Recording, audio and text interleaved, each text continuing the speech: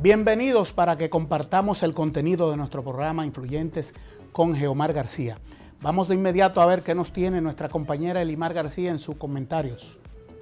Otra semana, otra entrega de Influyentes con Geomar García. Es siempre un honor saber que nos eligen para informarles, para traerles conversaciones que creemos van a ser valiosas tanto para ustedes como para nosotros que estamos llevando a cabo dichas entrevistas. Nuestras redes sociales Influyentes con Geomar García en Instagram y YouTube. Y como ya todos sabemos la dinámica, iniciemos.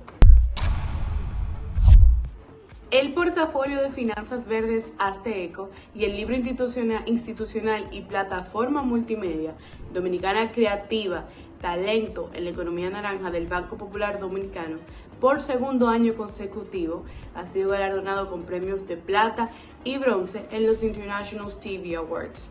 Esta premiación logra identificar iniciativas financieras de la talla de la que fue premiada el Banco Popular Dominicano que puedan servir como desarrollo a nivel mundial, como un ejemplar para todas las otras entidades financieras alrededor del mundo.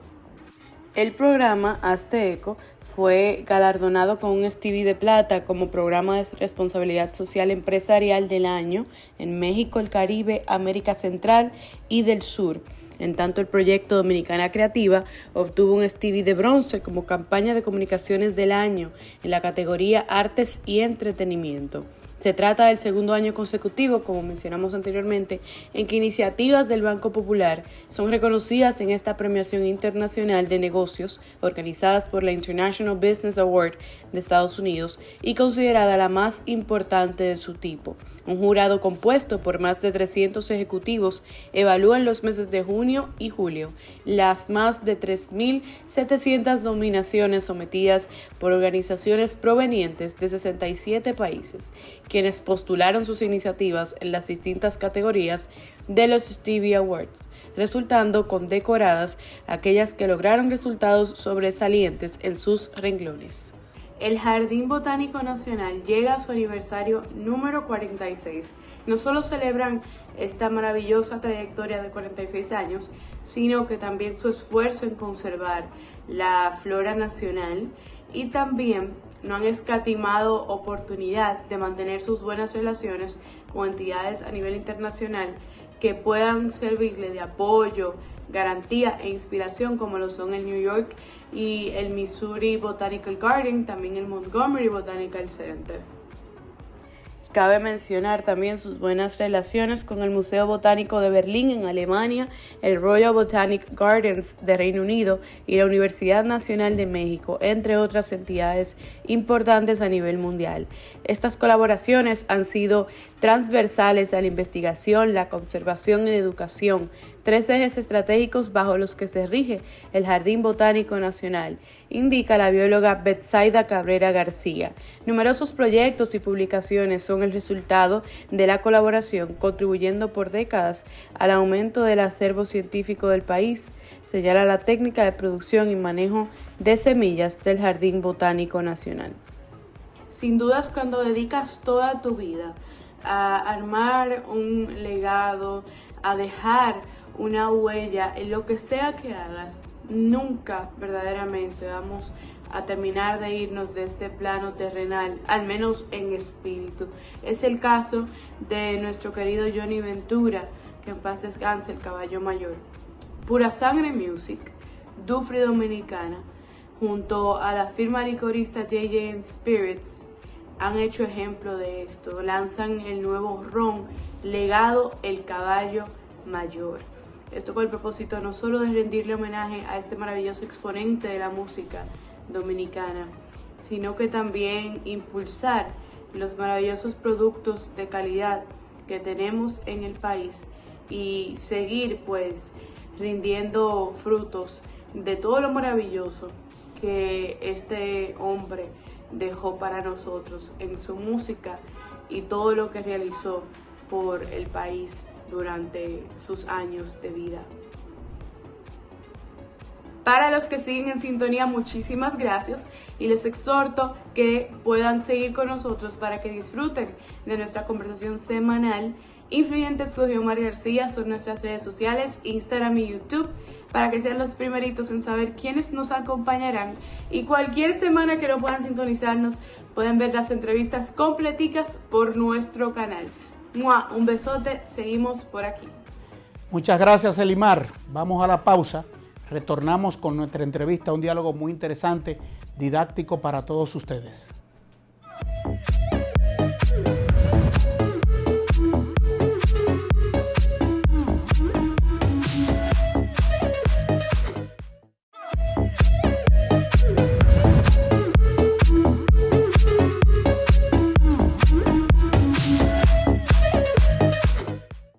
Es la aspiración de una gran cantidad de seres humanos tener continuidad de existencia a través de la reproducción, tener un hijo, tener una hija.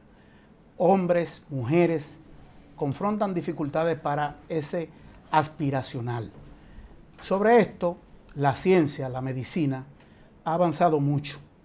Ha tenido la reproducción humana asistida con esquemas de formación, y en República Dominicana hay especialistas como el que vamos a conversar hoy, el doctor Ennio Carrera, que es un experto en reproducción humana asistida. Saludos, doctor, ¿cómo está usted? Un placer, muchas gracias por la invitación, te agradezco mucho. Bueno, tiene formación sobre este aspecto de la medicina en Argentina, donde tengo entendido que hay mucho avance en ese sentido. ¿Cómo está República Dominicana actualmente sobre esto? Las personas están yendo mucho, los tabúes sobre decir tengo esa situación. ¿Cómo se está manejando?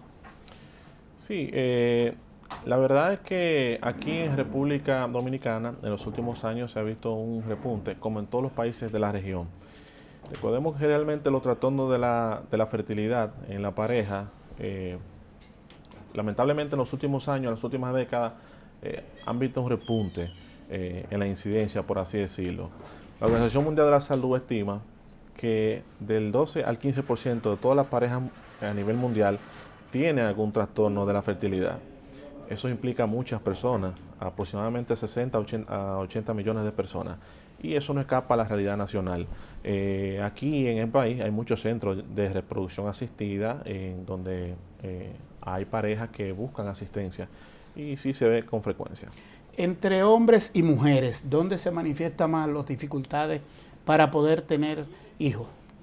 Mira, en el pasado, y mucha gente tiene entendido, eso aparte de, como tú decías, de los tabúes que hay que romper, se tenía entendido de que cuando se habla de la pareja infértil, el factor femenino era preponderante, pero hoy en día el factor masculino prácticamente se ha equiparado. Hay muchas estadísticas dependiendo de la fuente que busque, pero en términos globales rondan el 30% cada uno. 30-30, 20% causas mixtas y un 20% lo que se llama esterilidad sin causa aparente. En el hombre las causas y en la mujer las causas de esa infertilidad tiene que ver con lo genético, con las características de la etnia, ya sea blanco, negro, mestizo, mulato, amarillo. ¿Cómo es eso? Sí, es un tema multifactorial. Realmente las estadísticas en los países del primer mundo, que son los países que vienen publicando estadísticas, estudios científicos, en los países nórdicos, en Europa, el norte de Europa, la población Finlandia, caucásica, Suecia, Dinamarca. En Estados Unidos, la incidencia de fertilidad es mayor. Realmente en la población afrocaribeña hay pocos estudios porque es una realidad de nuestro medio, o sea, por lo menos aquí en la República Dominicana existe poca divulgación científica a nivel internacional y en revistas, pero en los estudios que se tiene, la incidencia es un poco menor en la región. Mencionaste territorios donde hay temperaturas muy frías. ¿Tiene que ver con el clima esa situación también? No, mira, por lo menos no que no hay estudios acabados y científicos que apunten a ese lugar.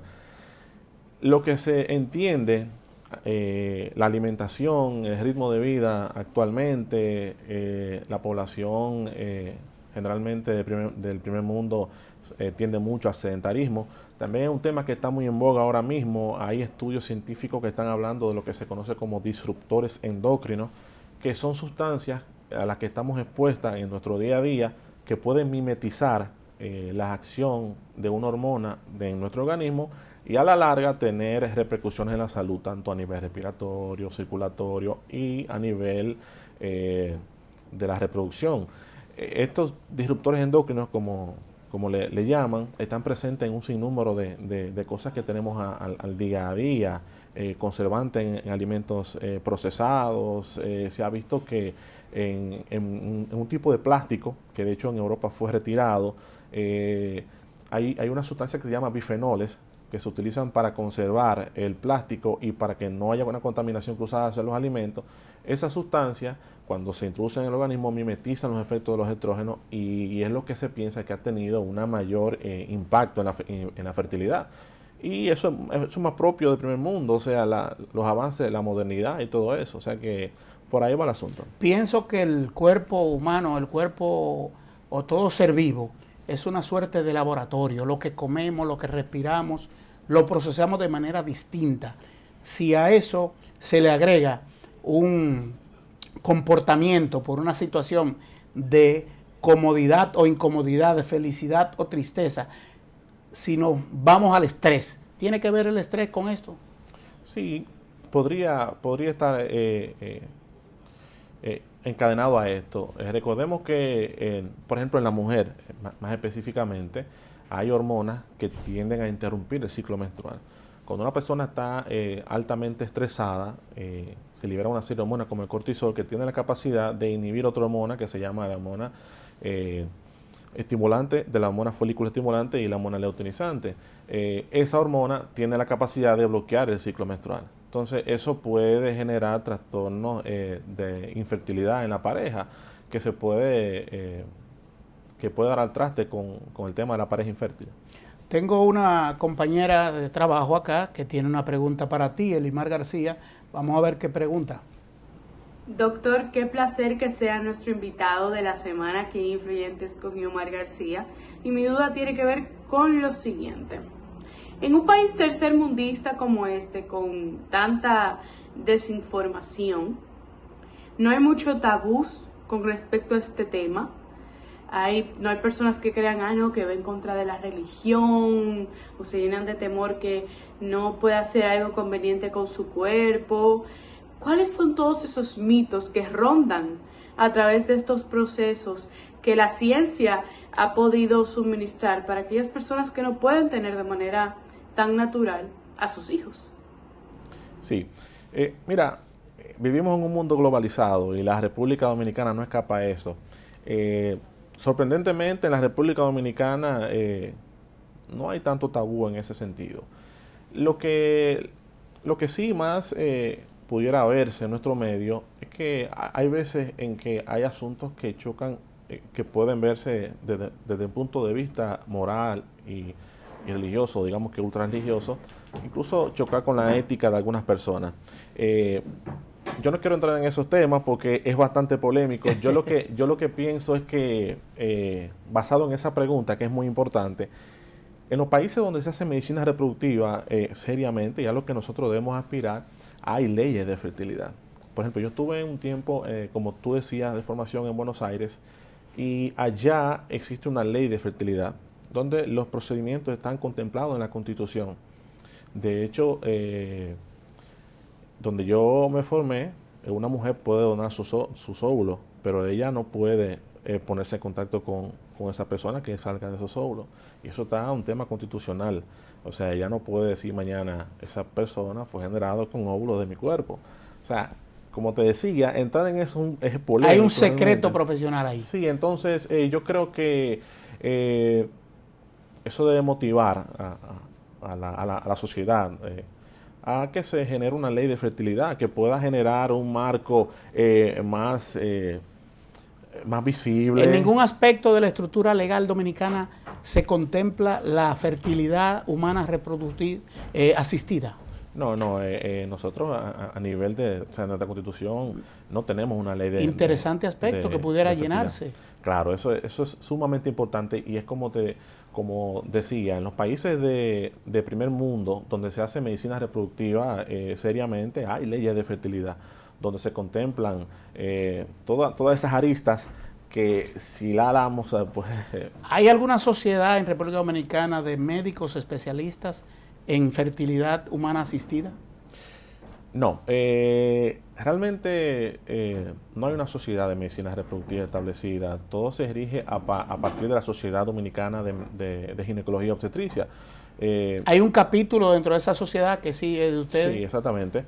Y por ahí se rige. ¿Cuántos hay en República Dominicana que no sé cómo si se acreditan o se certifican quién lo hace? ¿Cuántos son? No, la verdad es que eso es parte de la realidad es que en la sociedad que nosotros vivimos todavía en la República Dominicana, para tú formarte en el tema de medicina reproductiva, tienes que viajar fuera del país. Eso es innegable, eso es una verdad. ¿Cuántos médicos más o menos están, que tú sepas? Realmente no te sé decir un número, pero hay muchos médicos que están haciendo medicina reproductiva aquí en este país. Pero como no hay una colegiatura, es difícil saber la cantidad, porque hay inclusive personas que realizan tratamiento de medicina reproductiva sin la formación adecuada, pero bueno, eso como todo en la vida. Hay diferentes grados de esa, digamos, complicación o complejidad de manejo para la medicina. ¿Cómo se pueden tipificar o clasificar? Bien, los tratamientos de reproducción asistida se clasifican en baja complejidad y alta complejidad. Los tratamientos de baja complejidad, ahí tenemos la fertilización in vitro, la inseminación intrauterina y las relaciones programadas.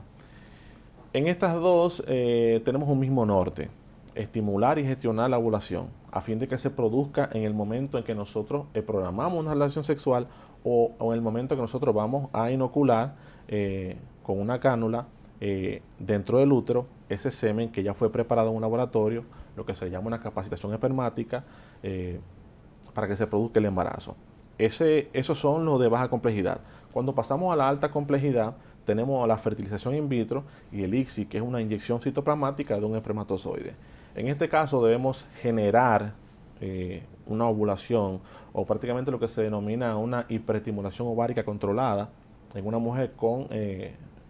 básicamente se utiliza gonadotrofinas coriónicas sintéticas, en la cual nosotros generamos que se produzca una multiovulación, por así decirlo, y en quirófano se aspiran esos ovocitos. Cuando tenemos una cierta cantidad de óvulos ya generados, entonces cuando tenemos la fertilización in vitro, se pone en contacto con el espermatozoide para que se produzca la fecundación. Pero en el otro, que es la inyección citoplasmática, se inyecta directamente dentro de la célula, dentro del ovocito capturado de la mujer que esté maduro, obviamente. Y esos son entonces lo que se denominan tratamientos de alta complejidad. ¿Cuántos casos pudiéramos decir que te ha tocado manejar en República Dominicana ya, desde que retornaste de Argentina a dar este tipo de asistencia médica? Fíjate, como te decía, llegué aproximadamente en diciembre y inmediatamente nos enrolamos en lo que es la atención médica. De aquí hasta la fecha he manejado aproximadamente 3 casos de pacientes que han tenido trastornos de la fertilidad, porque eso es bueno apuntarlo. Y es que anteriormente se pensaba de que tener un hombre infértil o una mujer infértil. Hoy en día la visión es más integradora, más global. Se habla de la pareja infértil. Y prácticamente hemos dado 3 casos aproximadamente, con buenos resultados, gracias a Dios. Ya. ¿En qué país existe, y si República Dominicana pudiera llegar a ese estadio, de un banco de semen? Fíjate, eso es una pregunta sumamente importante, porque así como te decía de la ley de fertilidad, en un país donde se hace medicina reproductiva debe haber banco de gametas. Pero para tener un banco de gametas, ya sea de espermatozoide, de óvulo, es necesario tener una ley que rija eso, porque eso es parte de lo que te decía. Hay personas que ven eso como choca con su moral, con su ética, y eso puede traer una serie de escozor social, que es lo que se debe evitar. Entonces, banco de gametas en este país no hay. Antes que eso necesitamos la ley de fertilidad. Se le llama gameta no propiamente de espermatozoide ni de óvulo. El espermatozoide o el óvulo. En conjunto se maneja Cada una. siempre. No, las gametas son las gametas masculinas, que es el espermatozoide, Okay. o la femenina, que es el ovocito, el óvulo. Se le llama así a ambos, en Sí, conjunto. gametas, digamos. ¿A qué nivel pudiéramos estar para tener la capacidad de operar al máximo toda una estructura de fertilidad humana asistida? Mira, como te decía, nuestro país es un país globalizado. Aquí hace falta una ley, pero la implementación tecnológica existe. De hecho, aquí hay clínicas altamente capacitadas. Los centros que yo conozco de aquí en Santo Domingo están altamente capacitados. De hecho, yo te puedo mencionar y no sé si... Sí. FIPSEDEM, por ejemplo, que es un centro que dirige el profesor Raúl Sánchez. Ellos están altamente capacitados desde el punto de vista de almacenamiento de las gametas, desde el punto de vista de las aspiraciones foliculares, tienen toda la aparatología necesaria. O sea que en esa parte nosotros estamos bien. Como te reitero y vuelvo y digo, nosotros necesitamos una ley de fertilidad. Existe una comisión de bioética en República Dominicana. ¿Cómo se está manejando ese aspecto? Sí, claro. El ministerio tiene una comisión de bioética y también cada centro de salud tiene una comisión de ética integrada por médicos de cada centro de salud. Generalmente los casos de reproducción asistida no tienen que ver mucho, o sea, no se manejan mucho de parte de la ética porque hoy en día la medicina está muy protocolizada y no escapa aquí. O sea, lo que se puede hacer está escrito. O sea, eso es como la Biblia. Lo que está bien está escrito y lo que no se puede hacer no está escrito. O sea, la medicina hoy en día está muy protocolizada desde todo punto de vista. Doctor, vamos a una pausa para cumplir con unos patrocinios y luego seguimos esta conversación sobre reproducción humana asistida con el doctor Ennio Carreras. Manténgase con nosotros.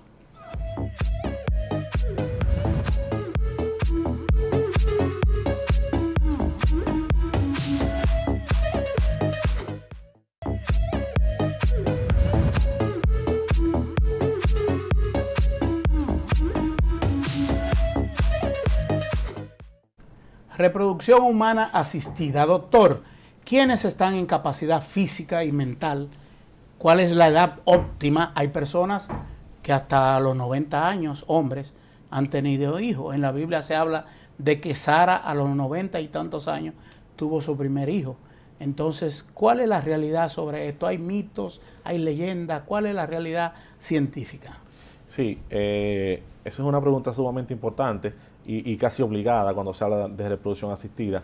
Realmente, mira, como te decía, el mundo ha dado un salto tecnológico impresionante. O sea, en los últimos 10 años hemos visto avances tanto en la medicina como en las ciencias cotidianas. Nosotros vemos que hoy en día una mujer de 40 años quizás está en su mejor momento, y un hombre también, pero no sucede así con la edad biológica. O sea, la edad biológica siempre es la misma. La edad ideal para concebir un embarazo es de los 20 a 25 años, o más bien de los 20 a los 30 años, si queremos ser un poco más integrador. Una mujer que se expone a un embarazo en esta edad, que no tiene ningún trastorno de la fertilidad, tiene un chance de un embarazo de aproximadamente un 20 o un 25% cuando se expone al embarazo en un ciclo fértil. Ya cuando la mujer pasa de los 30 a 35 años, esto cae un poco, ronda los 20 al 15%. Mayor de 35 años está por debajo de un 10%, ya una mujer mayor de 40 años, las posibilidades de concebir naturalmente son menores a un 5%. Eso te estoy diciendo, son estadísticas internacionales. Nosotros vemos que en nuestro medio hay pacientes con 40 a 45 años que están embarazadas. O sea, por eso se estima que la población afrocaribeña quizás la incidencia es un poco menor. Pero bueno, las estadísticas son las estadísticas y por ahí ándalas. Cuando llega alguien ansioso, hombre, mujer, la pareja en conjunto, no he podido tener hijos, doctor, se me está yendo el tiempo, la vida, quiero tener un hijo. Cuando hay que decirle, bueno, los estudios, las analíticas me dicen que es bastante complejo, por no decir imposible, ¿cómo es la respuesta que se da para uno y otro caso? Fíjate, cuando nosotros llega a la consulta por primera vez, una señora o un señor, lo primero es que nosotros entramos en un proceso de concientización y le hablamos de la importancia de la integración de la pareja como tal. Nosotros no podemos hablar alegremente de infertilidad. Se estima que una pareja es infértil cuando tiene aproximadamente un año teniendo relaciones sexuales regulares, sin protección y no ha tenido un embarazo. O sea, entonces ya hablamos de la pareja infértil. Cuando la mujer está por encima de los 35 años, eso se reduce a 6 meses. O en condiciones especiales. Porque, por ejemplo, cuando nosotros tenemos una pareja, lo primero que hacemos es identificar la reserva ovárica de la señora. Por una serie de mediciones analíticas, hormona antimuleriana, FSH, LH, en ciertas partes del ciclo menstrual, y sonografía transvaginal, conteo de folículos preantrales. Entonces ahí nosotros tenemos una estimación de la reserva ovárica de esa paciente. Si esa paciente tiene una reserva ovárica adecuada, hasta el 90% de las parejas logran concebir el embarazo en el primer año. Por eso se debe esperar al año. Pero cuando nosotros tenemos una condición especial como una baja reserva ovárica, una paciente que tiene endometriosis o una paciente que tiene un solo ovario y que su reserva está comprometida, entonces eso se reduce a 6 meses la búsqueda. Si en 6 meses no hay un embarazo, entonces es tiempo de hablar de un tratamiento de reproducción asistida. Y respecto al hombre, hay quienes dicen no genero lo suficiente esperma para poder reproducir. ¿Cómo es eso? Mira, como te decía, en los últimos años se ha visto un aumento en incidencia del factor masculino. Cuando nosotros tenemos una patología espermática, ya sea una atenospermia, o sea, una baja en la movilidad, o una oligospermia, una baja en la cantidad, o hay muchos hombres, 1 de cada 100 hombres puede presentar una zoospermia, o sea, que no tenga espermatozoide en el eyaculado, entonces ahí nosotros debemos ver el factor testicular.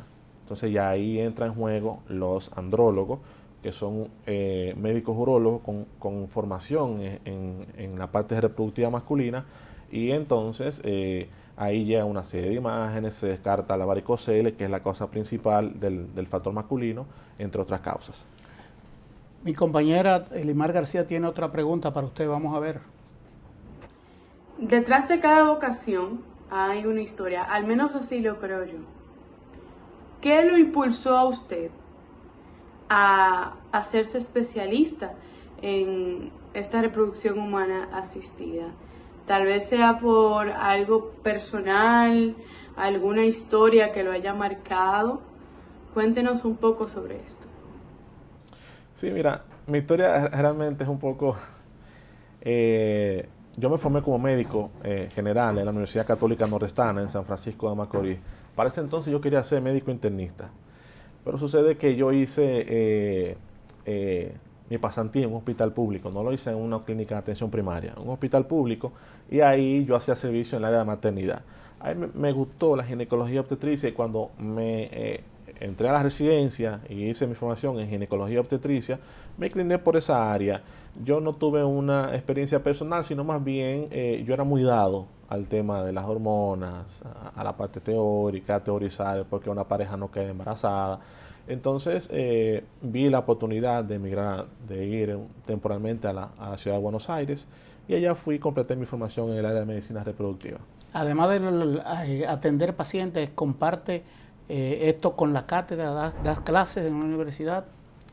No, es parte de mi interés, porque yo vengo de una familia de humanistas. Mi mamá es profesora, mi papá era profesor. Mi papá no estudió ingeniería agronómica, pero mi papá se dedicó a la parte educativa. Papi fue un escritor de larga data, multipremiado, catedrático. Y cuando estaba en la residencia siempre me interesaba en la parte formativa a los residentes. ¿Tu padre cómo se llama? Pedro Carreras. Pedro Carreras. Él falleció hace poco. Sí. Bueno, ¿cómo anda la posibilidad de una persona de bajos ingresos económicos para poder acceder a un tratamiento de infertilidad? ¿Lo cubren los seguros? Cuéntame un poco de eso. Mira, fíjate, realmente la realidad es que los tratamientos de reproducción asistida son costosos. Sobre todo por el tema el equipo multidisciplinario que va englobado. los aparatos, la parte tecnológica que se utiliza para manejar los embriones, manejar las gametas son altamente costosos, los reactivos son altamente costosos. No, el sistema de seguridad social no lo cubre. De hecho, yo cuando estuve radicado en la ciudad de Buenos Aires, allá hay una ley de fertilidad y las obras sociales lo cubren, pero te lo cubren cuando tú tienes el plan más alto. Tú tienes un seguro internacional, tú tienes SENASA, humano, digamos allá, extrapolado a la realidad de allá. Internacional te cubre 3 tratamientos al año. ¿Hay tratamientos que son terapia, otro medicamento? ¿Cómo se maneja eso? Mira, como te decía, nosotros tenemos de alta y baja complejidad. Los de baja complejidad no son costosos. Eso hay que aclararlo, pero cuando mencionaba el alto costo me refería a los de alta complejidad. Los tratamientos de baja complejidad no son costosos porque básicamente nosotros inducimos la ovulación y dejamos que la mujer haga su trabajo sola. Nosotros simplemente monitorizamos con ecografía transvaginal, vemos el crecimiento de ese ovocito. Cuando está a un tamaño adecuado, la hacemos ovular, estimulamos la ovulación. Pero cuando nosotros hacemos un tratamiento de alta complejidad, hay que utilizar hormonas sintéticas que se extraen, hay multipreparados, no entra en ese aspecto, pero con un preparado hormonal sintético nosotros inducimos una multiovulación en esa paciente. Y ese tratamiento es costoso, es la realidad. Entonces, después de eso, nosotros en quirófano hay que aspirar esos ovocitos, ese líquido folicular que está en cada ovario. Entonces, ese líquido folicular pasa a un laboratorio de embriología. Entonces, un embriólogo capacitado, a través de un microscopio, identifica el óvulo, la célula en cuestión. Después que lo identifica, entonces es importante identificar el grado de madurez. Si la célula es madura, entonces esa célula se almacena, ya sea para preservar la fertilidad en una paciente que tiene cáncer o una paciente que desea preservar óvulos para el futuro, o ya sea para hacer un tratamiento de reproducción asistida, ya sea para hacer un in vitro o un ICSI. Hay casos en los que la medicina da por descartado que se alcancen ciertas metas de curación, de procesos de superar situaciones. Sé de uno, por ejemplo, que un hombre, un joven, hubo que practicarle un trasplante de médula. Para hacerle el trasplante se lleva un tratamiento de quimioterapia que arrastra muchas cosas del cuerpo. Entre ellas se advirtió que sería casi imposible que tuviese hijos, pues esa persona tuvo un hijo. Entonces eso es un caso para observar la sociedad científica médica, cómo ocurre ese tipo de situaciones con personas que se someten a tratamientos médicos para sanarse una enfermedad, una condición, pero que pudiera llevarlo a infertilidad, y luego qué tan eficiente puede ser la asistencia de reproducción humana asistida para solucionar esos casos. Fíjate, hay un dicho dentro de la medicina que dice que medicina 2 y 2 no son 4. Nosotros hablamos de la pareja infértil porque inclusive hay casos en parejas que tienen algún trastorno o alguna condición, ya sea femenina o masculina o de ambas, que le impide tener un embarazo y sin embargo gestan. Muchas veces nosotros, cuando yo estaba en Buenos Aires, estábamos preparando pacientes para iniciar un tratamiento y cuando uno le hace una sonografía control para empezar, está embarazada la paciente. Ahí le voy. Le pregunté a esa persona, le dije al hombre, ¿qué hiciste para poder? Dice, no, yo creo, ejercité mucho las piernas, ejercicio de pierna y la alimentación. ¿Eso influye mucho? Sí, influye bastante. De hecho, la alimentación, se sabe que las personas que tienen una dieta alta en grasa, una vida sedentaria, eso da al traste con la disminución de la calidad espermática. Pero, ¿los ejercicios ayudan? Sí, también, claro. Evitar el sedentarismo es fundamental. Pero recordemos que si nos vamos a un punto casi filosófico, se necesita un solo espermatozoide para fecundar un óvulo.